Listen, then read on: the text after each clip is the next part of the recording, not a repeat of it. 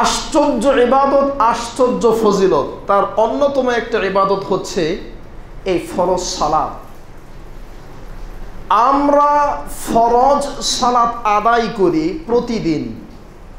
হয়তো অনেকে জানি এর নেকি কতটুকু, অথবা অনেকে জানি না এর নেকি কতটুকু।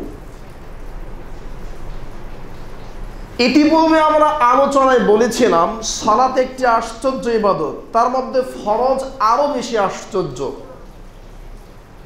সম্মানিত মুসল্লিবৃন্দ, তিরমিজি এবং মিশকাতুল মাসাবি, তাহকিক মিশকাত আল্লামা নাসিরউদ্দিন আলবানী রাহিমাহুল্লাহর 570 নম্বর হাদিস, এবং বাংলা মিশকাতেও হাদিসটি পাবেন 524 নম্বর হাদিস।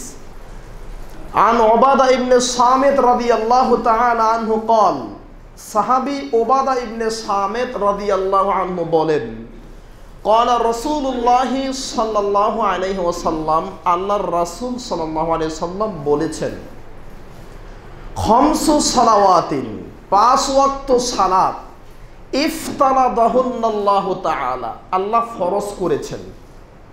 ইফতারাজা মানে ফরজ করা। এবার আল্লাহর নবী 4টি কথা বললেন।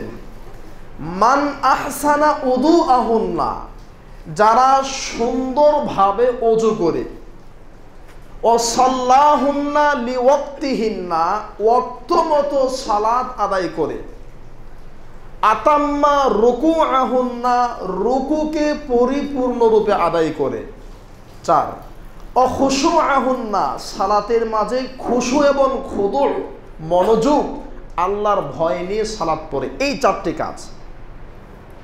1 সুন্দরভাবে ওযু করা, 2 সময় মতো সালাত আদায় করা, 3 রুকু পরিপূর্ণরূপে আদায় করা, 4 নামাজের মাঝে মনোযোগ থাকা।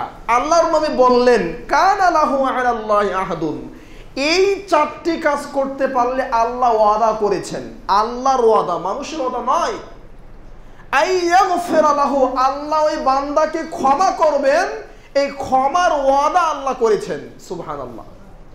ওয়া মান লাম ইয়াফআল, এই 4টা কাজের একটাও যদি কারো ছুটে যায়, লাইসা লাহু আলাল্লাহি আহাদুন, তার বিষয়ে আল্লাহর কোনো ওয়াদা নেই।